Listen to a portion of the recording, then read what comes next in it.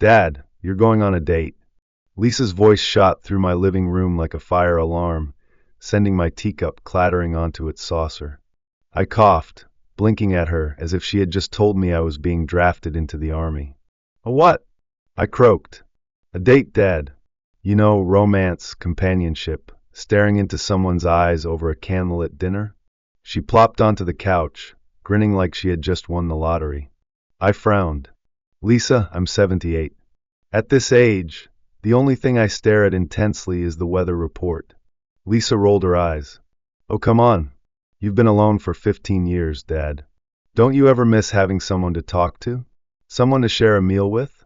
I shrugged, pretending not to hear the tiny pang of truth in her words.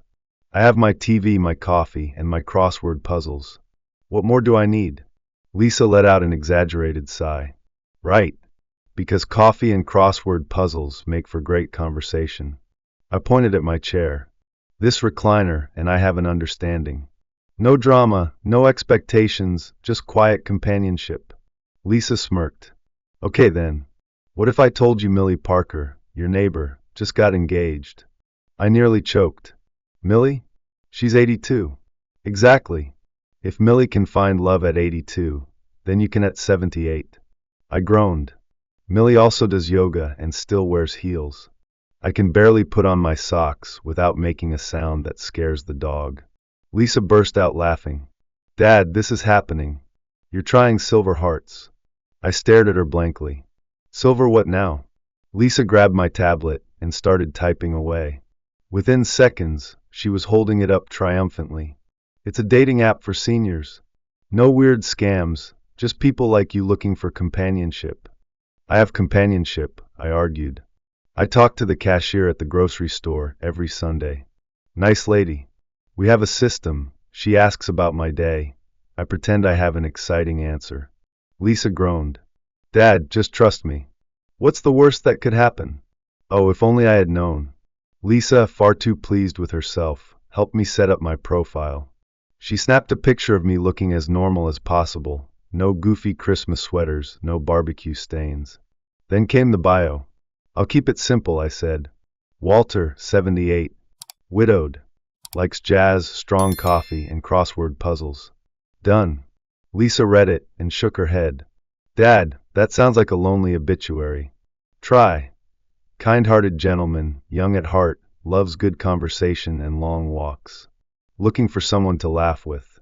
I rolled my eyes. Fine. But if I get matched with someone named Olga asking for my social security number, I'm suing you. She laughed, clicking the submit button. And so my fate was sealed. For the next few days, I checked the app out of curiosity. A few women messaged me, sweet, polite, but, well, let's just say, some felt more like job interviews than conversations. What do you do for fun?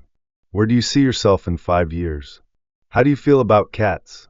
I started to wonder if dating had turned into applying for a part-time job. And then she messaged me. I was halfway through my morning coffee when my tablet dinged. I squinted at the screen. A new message. Walter, do you remember me? We went on a date in 1965, and you never showed up again. My grip tightened on the mug. My heart gave a weird little jolt, part panic, part what in the fresh hell. I reread the message twice. Then a third time. Lisa, who had taken it upon herself to be my dating coach, peered over my shoulder. When she saw the message, she screamed with laughter. Oh my God, Dad, you ghosted someone in 1965. And she found you. I rubbed my temples. First of all, nobody used the word ghosting back then. Second of all, I have no idea who Margaret is. Lisa was howling. This is gold. She's been holding on to this for almost 6 decades. I love her already. I scowled. Glad my impending doom is entertaining to you. I stared at the message again, trying to drag up memories from 58 years ago. 1965. I was 20. Hair full, future uncertain, probably wearing a terrible plaid blazer. I closed my eyes, trying to recall. A coffee shop. A girl. Nerves creeping in. Then nothing. Lisa wiped tears from her eyes. Dad, you have to respond. Own up to it. I exhaled, fingers hovering over the keyboard. Finally, I typed, Margaret. I have to admit, I don't quite remember the details. But if I owe you an apology, you have my sincerest one. How have you been all these years? I hit send and braced myself. Seconds later, she replied, I'm doing well, Walter. But you do owe me dinner, and I fully intend to collect. I stared at the screen. Lisa squealed. Dad, this is amazing. It's like a rom-com, but real life. You have to go. What if she still holds a grudge? I muttered. What if this is a setup? What if she invites me to dinner and dumps a plate of spaghetti on my head in front of the whole restaurant? Lisa grinned. Then I really expect a full report. I groaned. Margaret, 1965, and a dinner I apparently still owed. I took a deep breath. God help me, I was about to say yes. I had survived many things in my 78 years, raising a stubborn daughter, losing my wife, enduring a hip replacement that made me sound like a rusty door hinge when I walked. But this? Sitting outside Giovanni's Italian bistro, preparing to face a woman I had, apparently, abandoned 58 years ago? This might have been my most terrifying moment yet. Lisa, ever the helpful daughter, was having way too much fun with my misery.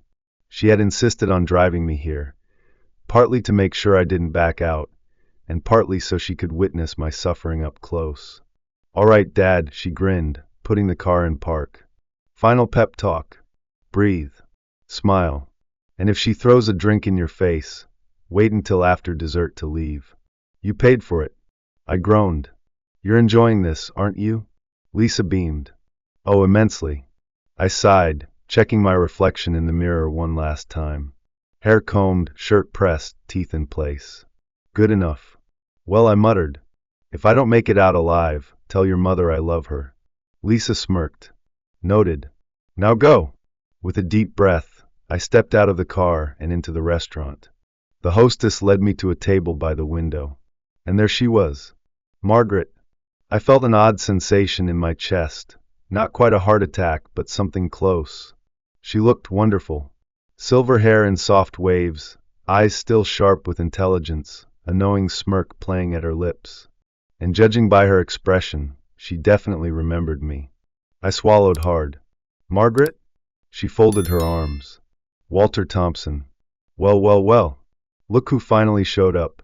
I chuckled nervously. Would you believe me if I said I got lost on the way here? Margaret arched an eyebrow. That excuse might have worked 58 years ago, but now, not a chance. I pulled out a chair, my hands slightly sweaty. I owe you an apology. Margaret tilted her head. Oh, I know you do. But first, let's order. If I waited 58 years for this dinner, I'm certainly not skipping the appetizer. She was sharp, witty, and absolutely terrifying. I liked her already. Over wine and pasta, I finally confessed. Look, I sighed, setting down my fork. The truth is, I was 20. Stupid. Nervous. You walked into that cafe looking way too confident, and I panicked. I told myself I wasn't good enough for you. So instead of facing it like a man, I ran. Margaret took a slow sip of her wine, considering my words. Then, to my surprise, she laughed. Well, Walter, she smirked. I suppose I should thank you. I blinked. Thank me? For ditching you? She nodded. If you hadn't run, I wouldn't have met my husband. We had 40 good years together. So in a way, you running off led me to him. I sat back, letting that sink in. All these years, I had carried this guilt, thinking I had ruined something. But maybe things had turned out exactly as they were meant to. Sounds like he was a lucky man, I said sincerely. Margaret smiled. He was. And now here we are.